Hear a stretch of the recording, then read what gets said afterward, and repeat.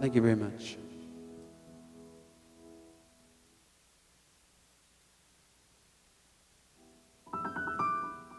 Thank you. Thank you so much, Jim Bianchi and Earl Jackson, for that wonderful opening song. And now I'm going to invite everyone to just come join me in the stillness. Let's go into prayer.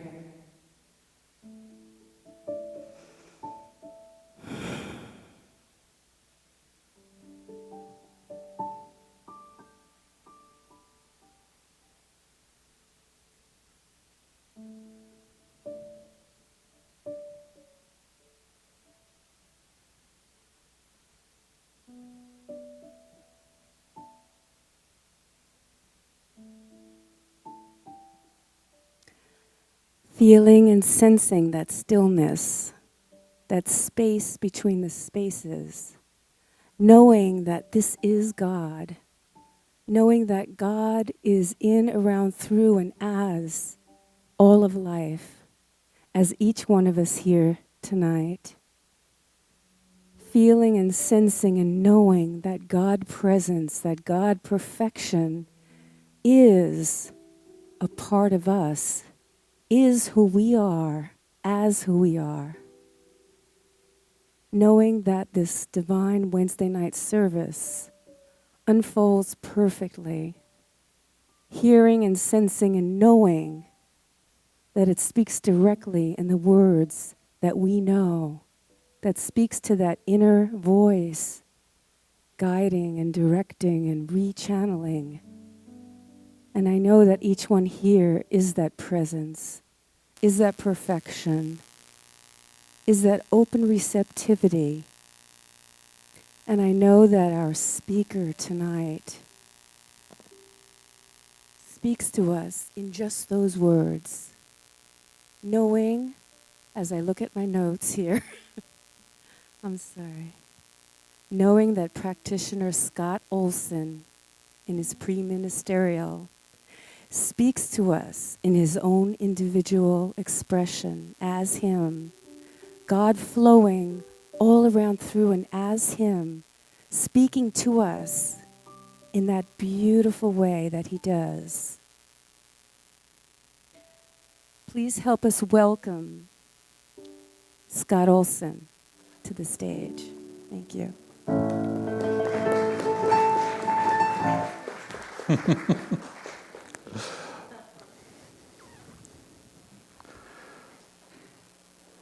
So good evening, everyone. It's really my pleasure to be here tonight. As she mentioned, I am a ministerial student here at Seaside, at the San Diego campus. It's located right here. So I have gotten to know, your ministers and some of your staff and some of the congregation, and so it truly, truly, truly is my pleasure to be here tonight.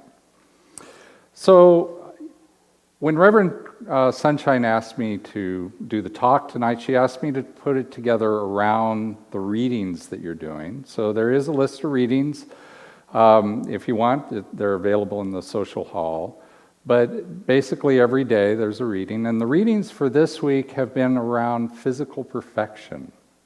So, basically physical perfection. There's some meditations in the back that are really quite lovely.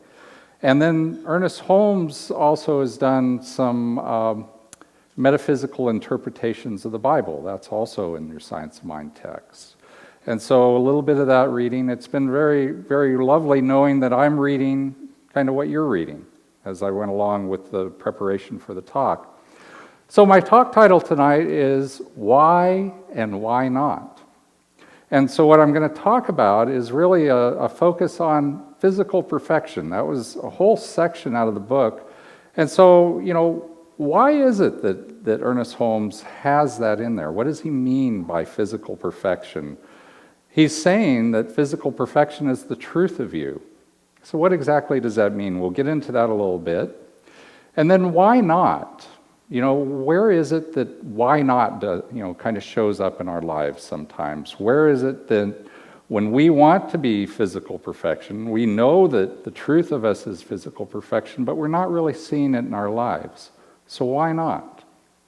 So we're going to talk a little bit about why that shows up, and then what do we do? What's our part in moving back closer to the physical perfection that is the truth of us? So you don't have to answer this by raising your hand or anything, but just think about this for a second. How many here in the room look in a mirror and go, oh my God, that is physical perfection? Well, I know I don't, personally, but I do have an example of somebody who does. I have my middle son, he's 24 years old, and I swear to God that he cannot walk past a mirror or a reflection in plate glass window, reflective chrome, bumpers or anything, without kind of stopping and looking and just being in awe of himself. And personally, I'm very glad that he's gotten to that point, because when I first met him, we adopted Dylan and his brother, and I actually have another one that we adopted. And when we adopted Dylan, I met him first on the day after his 13th birthday. And he was a little bit short. I used to stand behind him and kind of lean over to put my, my chin on top of his head. And so he was worried about being short, and he had freckles. He had these dark freckles that were across his cheeks and across his nose, and he was so worried about that. But Gabriel, my partner, and I would tell him, don't worry about that, because you're going to grow, and those freckles are going to fade. And by the way, those are sexy freckles. The girls are going to love those freckles. So, in fact, he did grow, and he did fade away the freckles, and there he is now where he just loves himself. So good for him. But me, when I look at the mirror, I start going, I'm not so sure. Could lose a few pounds, and gee, where did these crow's feet start coming from? I'm looking like my father, and oh my God, where'd the hair go? So, physical perfection, and I'm being very light on the physical perfection right here. We're getting a little bit deeper into that, but we all kind of look at that, and, we may or may not, depending on us, decide that we are physical perfection. So let's start talking about why Ernest Holmes thinks that we are physical perfection. Why is it that the truth, the very truth of us, is that we are physical perfection? So it really, for me, it comes down to a couple of core concepts. We could get down and look through that. So if you've taken foundations, you'll know there's 10 core concepts that we learn in foundations, and I'm going to use 2 of them. The first one is that God and I are one, right? We all know that one. There's no separation between God and myself. Whatever is true of God is true of me. And so, what do we say God is? We say God is wholeness. We say God is order. And we say, some of us say, although, among practitioners, what makes that list or not is a little bit of discussion, but some of us say that God is perfection, right? And I kind of like perfection, so I use perfection. So God is wholeness, order, and perfection. So, that's one thing. If that's true of us. But then there's another part of it, which is we say there's a creative process. One of the very axioms we use is there is a creative process, which goes like this. All of us share the mind that God is. There's only one mind. We think into that mind. The law, which you can think of as just being this pure, wholesome, but not, it doesn't take it and spin it in any way. It takes what you think, and it has all the potential that God has, because it is God, and it moves it into form. So it takes what you think, moves it into form. What is form? Form is what we see, what we feel, what we think. It's our feelings. When I say I love you, I'm really talking about a form, right? So when we merge those two things together, we think God is wholeness, God is order, God is perfection, therefore I am. The law takes that and voila, there you are. You should be physical perfection, right? So when I'm actually a physicist by training, so when If I did that, if I was a physics professor doing that in class, I would write on the board QED. Basically, it's Latin for it's been demonstrated. So basically QED on that. We're gonna take that at faith. And we're gonna move on to why not. So when we're asking about why not, what we're really doing is we're asking, why is there disease? Why is there something less than the perfection that God is? Why would that come about? Well, the first thing that comes to mind is that we have free will. Remember, we create out of that, and we want to create out of the wholeness and order that God is, but we can think whatever we want. There is no thought police in God. You don't think something that's a little bit off from that, and the thought police come and take it to jail so it doesn't create. The truth is whatever we think is creative. And there's even more to it than that. That's conscious thought. What about unconscious thought? Right? We all have, no matter what we're thinking about at the moment, we also have these tapes that are going on in our head all the time, right? And the tapes are basically the things that we thought in the past, and the things that we habitually thought in the past are the ones that run the most in our mind, right? So we have that, but wait, we're not done yet, because we don't think into a vacuum, right? There's 7 billion people thinking just on this planet alone. God only knows what's out there, right? But on this planet, there's 7 billion people thinking into that mind. And there's all the people who have thought into it before, all the people who are ever going to think into it in the future, because there's no time in God. So, we can get there, that we are perfection, but there's these ways of kind of creating and form other than that perfection. So, some examples of the why nots. We talked about the why. Now the why not, a headache, a cold, something more serious, maybe cancer, birth defects, right? These are all things that are why not.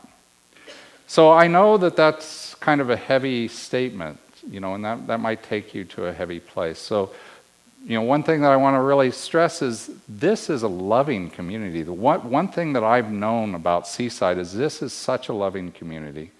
There are practitioners here who are always here and available to pray with you, right? And prayer, that we're going to talk about in a minute, is the way to move us closer to that why, right? To that physical perfection. But there's also classes that you can spend more time than the 20 minutes or so I'm going to talk to you. So please avail yourself of those services also.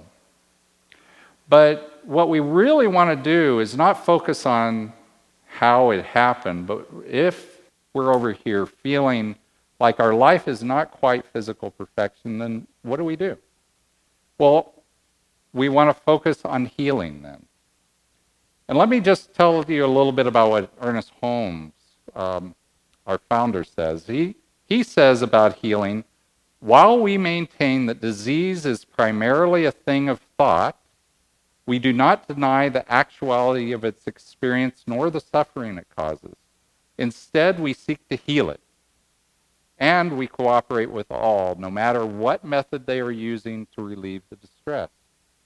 So what that means is in religious science, that may be different than some other communities, but in religious science, we say, go where you're called, right? If physical perfection is not, you don't feel like it's the truth of you and you want to move more towards it, go wherever you're called. Whether that's Western medicine, Eastern medicine, another faith down the street to pray. It doesn't matter, right? Go where you're called. So what we offer as religious science, though, is something called prayer treatment. And that's basically a revelation of what is the truth of you already, right? Prayer treatment is not about putting something in the mind, right? Because thought is creative. We're using that thought as creative, but it's not about directing something in the mind. It's about knowing the truth that's always been there, that's always there. And so we reveal the truth with our prayer treatments. But I want to tell you to be a little bit careful about being directive in prayer treatment. Because in your readings for this week, Ernest Holmes says, too much cannot be said against. So I'm going to say that part against because it's a little confusing. Too much cannot be said against the belief that willpower is creative. We do not will anything into existence. If you want to try it, try willing $1 million into your bank account and come back and tell me if you're successful. I'll share it with you. But, we don't will that into existence. What we do is we know the truth of God. We align ourselves with God. That's the way to be creative. So, the simple truth is the more that we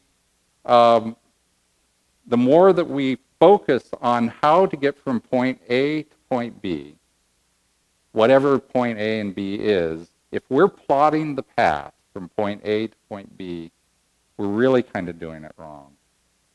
We need to allow God to move the way God moves. We need to know the truth of ourselves and allow God to work through what? Not willpower, through the law, through that creative power that I talked about just a minute ago that takes thought and moves it into form. So the law, very similar to, out of the Bible. I'm going to read you just a quick verse out of John 14:10. And it says, do you not believe that I am in the Father and the Father is in me? The words that I say to you, I do not speak on my own, but the Father who dwells in me does his work. That's the new version. I forgot exactly what it's called, NRV. But it's the new version of the Bible. If you might be more familiar with it out of the King James Version, which says, the words that I speak unto you, I speak not of myself, but the Father that dwelleth in me, he doeth the works. They're talking about the law, right? The law does the work. Not me. I don't have to do anything. I just have to know the truth, right? So the readings are telling us that physical perfection is the truth of us. And if that's not our experience, then we want to go into prayer treatment, in order to know the truth of ourselves more fully and move ourselves back into that physical perfection or closer to that physical perfection, actually revealing that truth about us. So I want you to remember something out of this week's meditations. I love this part. It says, look out and see thy good. It is not afar off, but it is at hand. Look out and see thy good. It's not far off, it's at hand.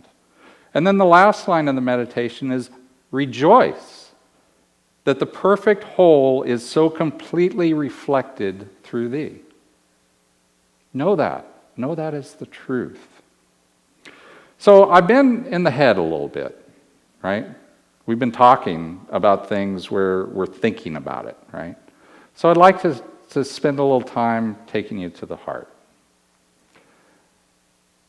And I'm going to do that by telling you my story. On Pearl Harbor Day, 1994, yes, December 7th, 1994, a day that will personally live in infamy for me, I walked into my doctor's office and he told me that I was HIV positive. At that time, in 20 years ago, somebody the statistic was that if you were 20 years old and you were diagnosed with HIV, that you had a life expectancy of 25, which means you had 5 years to live. And so I walked out of the doctor's office and I was, say devastated was a little bit light, right? And, I didn't really know anything about science of mind. I was a physicist. I was somebody who knew things with my head, right? And so those statistics were real to me. The statistics meant I had 5 years to live. And so I spent that time, I started going, well, what's in my life? Well, I love my work. I've spent a lot of time getting to where I am in my work, so I put lots of me into my work, even more than I had before. And I excelled. I got promotions, I got raises, I got awards, all in a very short time, actually. That was my intention. I didn't understand intentions were so powerful, but boy, that was it, right? I just skyrocketed at work. But one day, not quite a year later, I was sitting down with my friend June Sias that I'd known for quite a few years at work. And I was sitting there and we were chatting, and she just stopped and she looked at me and she said, "Scott, you've been sad for a while." I went, "Wow." In my head, I'm like, wow, I didn't know that. I hadn't really thought about it that way. And I wasn't going to tell her because it was the middle of work. I wasn't going to announce, oh yeah, I'm HIV positive, and oh, by the way, it's been almost a year, so now I have 4 years to live.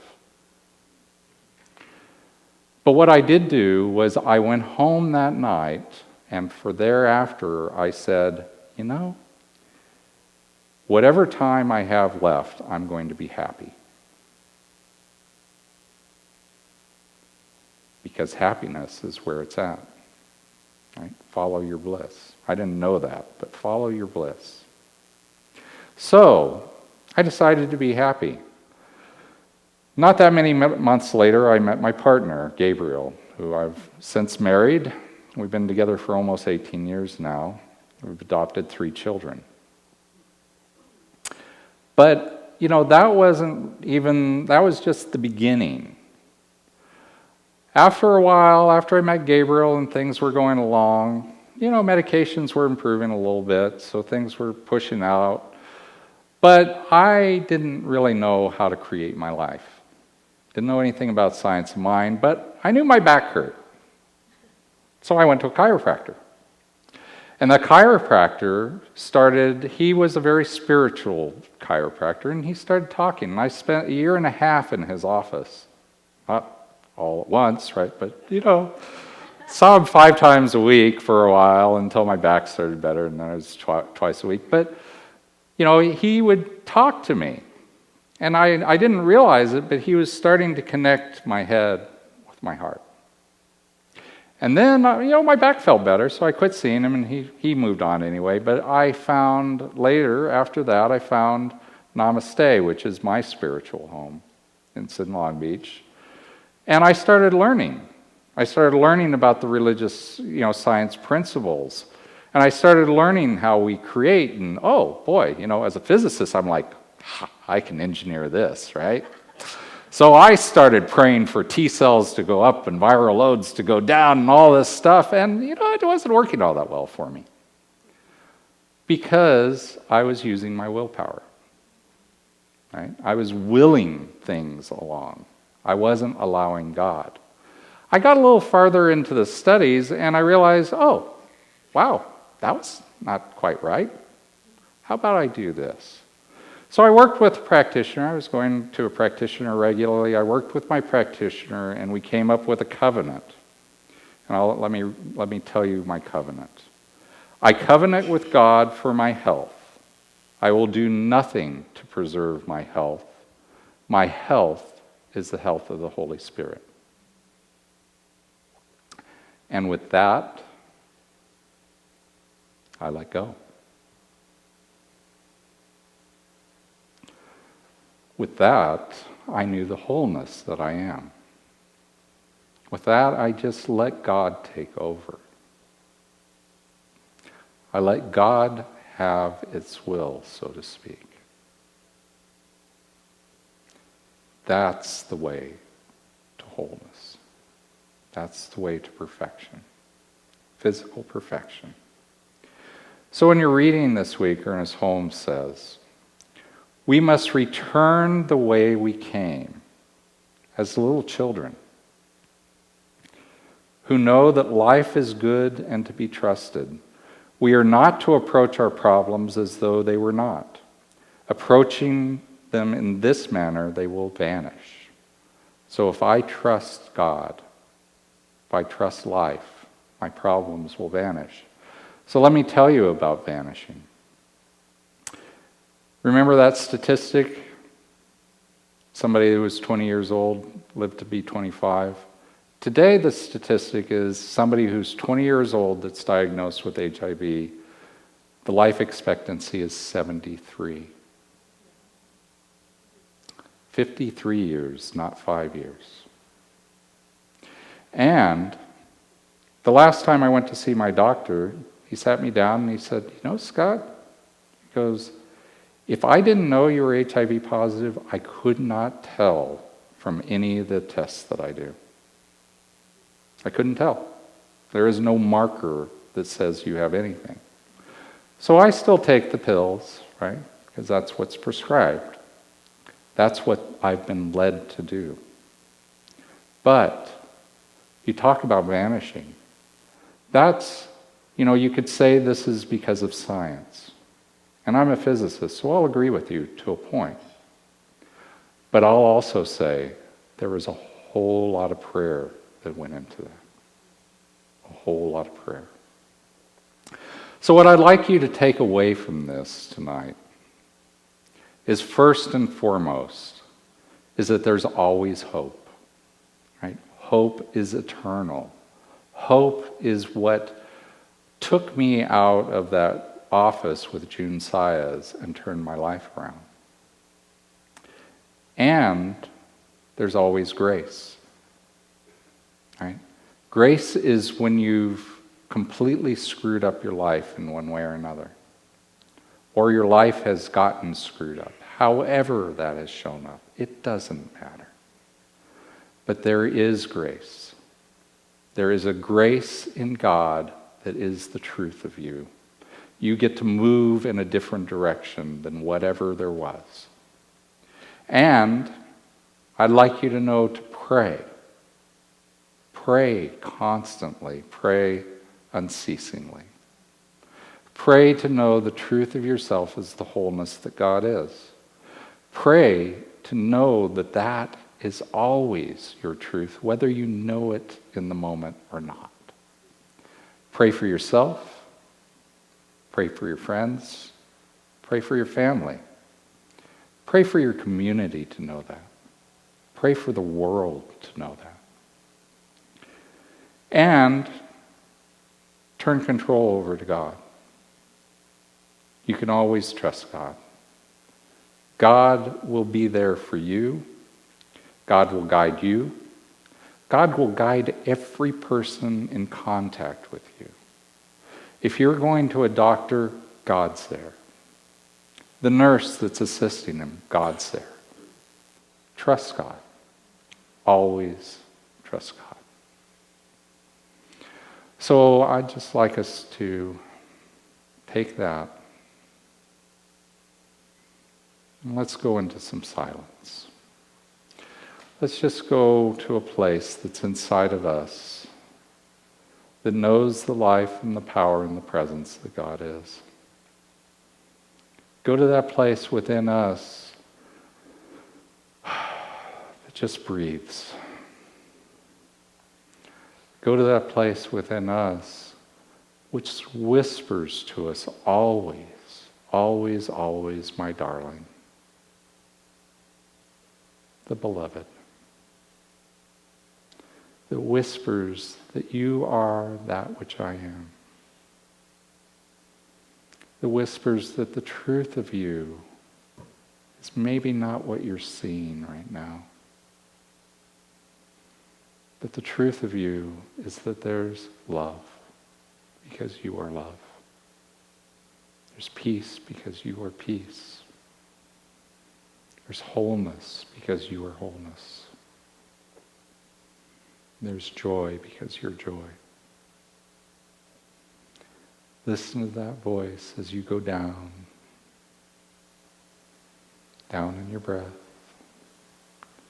Follow it down to your heart.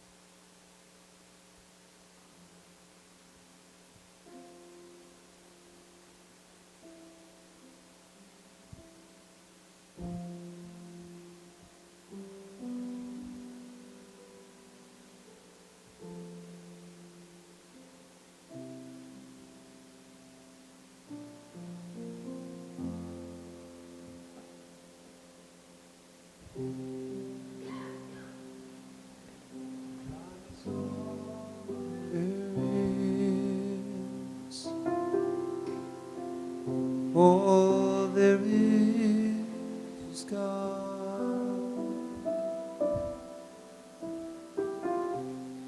All I am is God. All I am is God.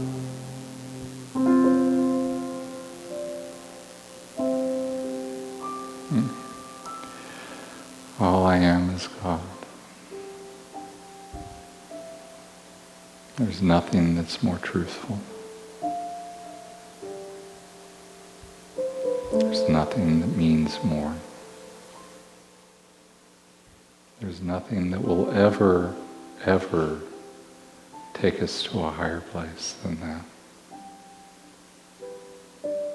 All I am is God. And God is all there is. And so as we come back into this room, we know absolutely that we are blessed. We're blessed with that knowing that God is all there is. We're blessed with the absolute divine knowledge that we are the life that God is. That God and I are one. And so I create and we create out of that knowingness. We create our lives. We create everything that is attached to it from that place of knowing that God is all there is. And so I'd just like you to take whatever you brought out of your intuition today, whatever you heard out of your intuition, to bring that up so that you know it up here, even though it lives down here. It lives in your heart, and now you know it in your mind. God is all there is.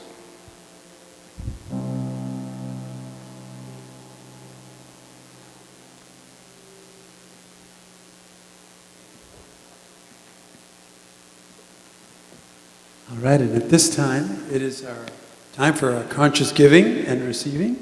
And I have a friend of mine, my friend Earl, is going to come sing for us for our special gift of music this evening. And so if the ushers will come forward, and we'll sing a song for you soon.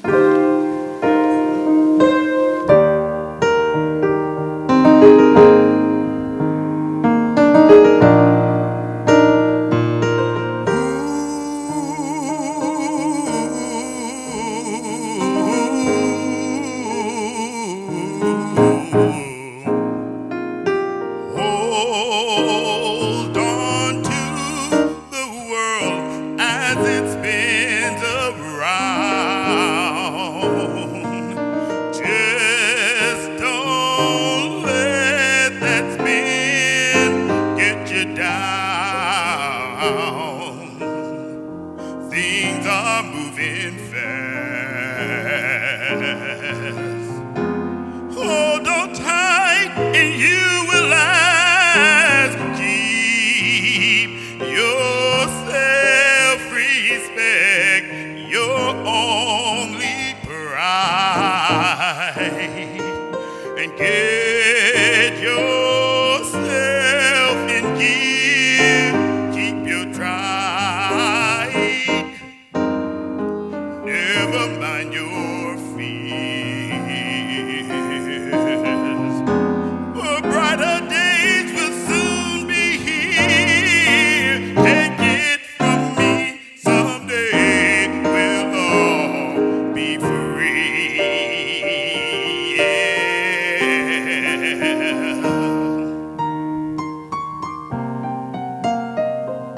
Keep on walking tall, hold your head up high, and lay your dreams right up to the sky.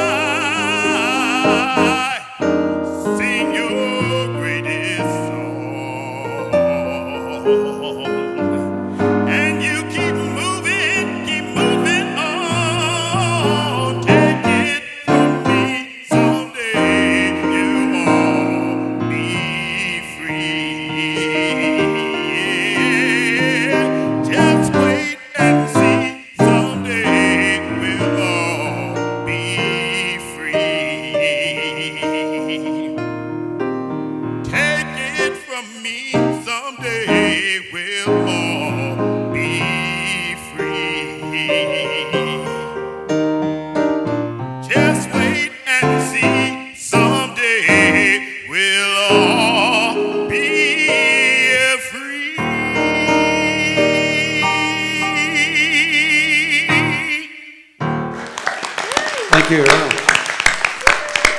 Wow, thank you so much, Earl. Beautiful. And thank you, Scott. No? And is Ginny coming up? No, I'm going to. Okay, thanks, Scott. Just going to grab the mic here. My understanding of your service is this is a time for some sharing. So maybe whatever has come up for you out of the meditation, what has your intuition been telling you? Yes, Jenny. Well, first I just want to share how much I'm blessed to hear you speak. Thank you. And that how much I feel the love and the sincerity, and then just the power and healing that you've demonstrated is such a gift to share. And it really reiterates my own practice, Yes. my own conviction. Yeah. And I didn't get to do my reading tonight, but in this week in the Science of Mind, it talks. One excerpt that I want to share is the thing of. It's the thing of the way he describes it, Ernest, is let's say you have a cup of blue water, and then you keep dropping in, say, a bleach. And then the water gets lighter and lighter and lighter. And this is in doing the prayer, doing the meditation, doing this practice, and knowing that it's working, even though we don't see it or we don't feel it at the moment. And when they say it's working from the inside out, is what's happening. And each time, just like this drop of water, and it's getting clearer and purer, and clearer thinking, right thinking. That's what I think in this whole practice. And what came up for me was, wow, this really does work. And the thing to do is just to keep doing it, keep practicing, and knowing you're getting stronger every day. So I'm very moved. Thank you. Thank you very much. Anybody else have a thought from their intuition? There you go. Two things came up for me, and the first that came up for me, is it on? Is green, showing green. All right, hello? There we go. Okay, a little bit closer. Okay. The first thing that came up for me, I loved your story. No, thank you. My husband is a scientist. Yeah. I wish he was here this evening, because your speaking is a voice that he understands. But he was also he does gene therapy. And his thing is vaccines. Oh. And so he was on a team in 1993 that was able to get the test for HIV to where you could see one copy instead of 400. Right. So that was an exciting turn. But my intuitive sense as you're speaking is I've had different challenges with health where I had the opportunity to feel life breathe me through all kinds of calamity, and knowing that it always breathes you, It does. and needing to check back in with it and stay with it. And so that's Very nice. Yeah, it does. It always does breathe us, doesn't it? We breathe in, and sometimes when we are at most trouble, what we really need to do is just remember to breathe. Right? What does that do? It takes us back into that space of knowing that we're in the cycle, that we're in that infinite cycle of in and out, giving and receiving the life that God is. Anybody else have an idea? Oh, yes. Hi, sweetie. How are you? Good. My name is Nicolette, and I'm just very happy for you. And Thank you. It's really a congrats, because it's very hard to, because time goes by quick. I've told my mom. But anyway, I'm very happy for you, and I hope you enjoy it. I do. Thank you so much. Thank you. Yeah, 5 years is not much time, is it? How old are you now? 9. Oh, see, almost double that, huh? Anybody else? Yes.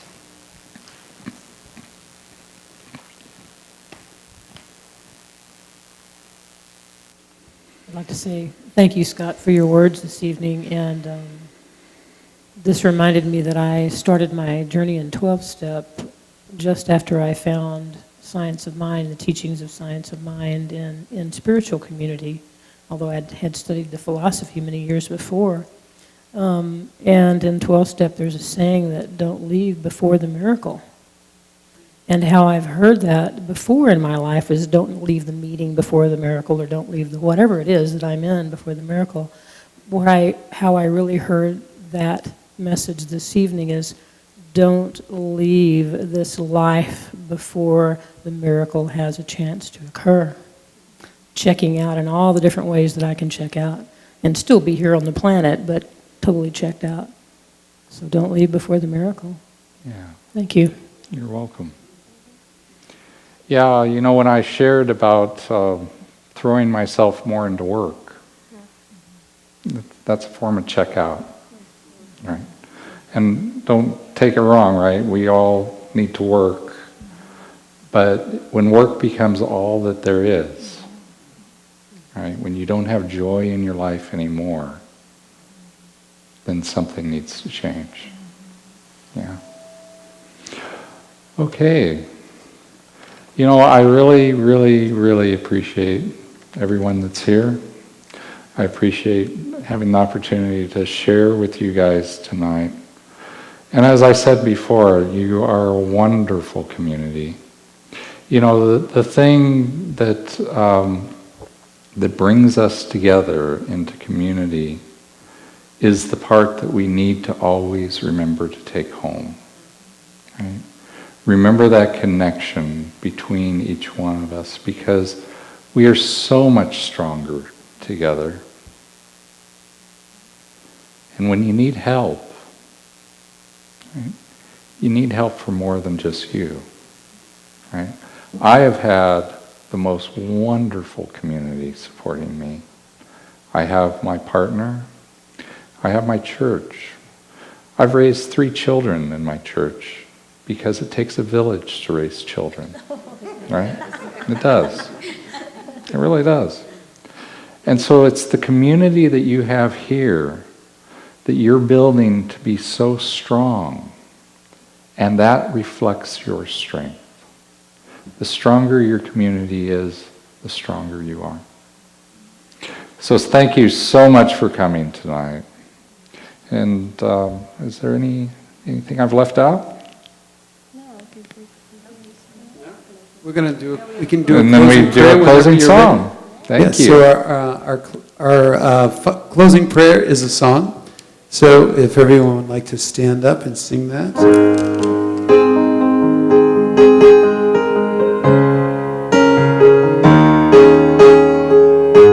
Here we go. This is our prayer, a song of peace. Thanks. We get to be the change we want to see, with open hearts and open hands. We lift our voices, in love we stand.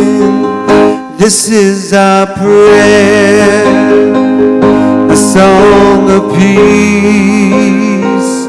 We get to be the change we want to see,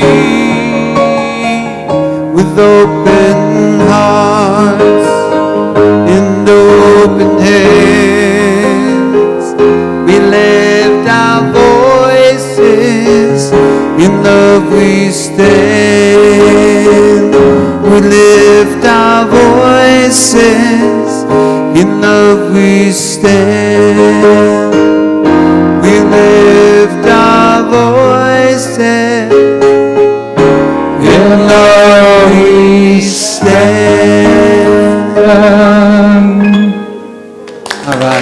so much. And thank you.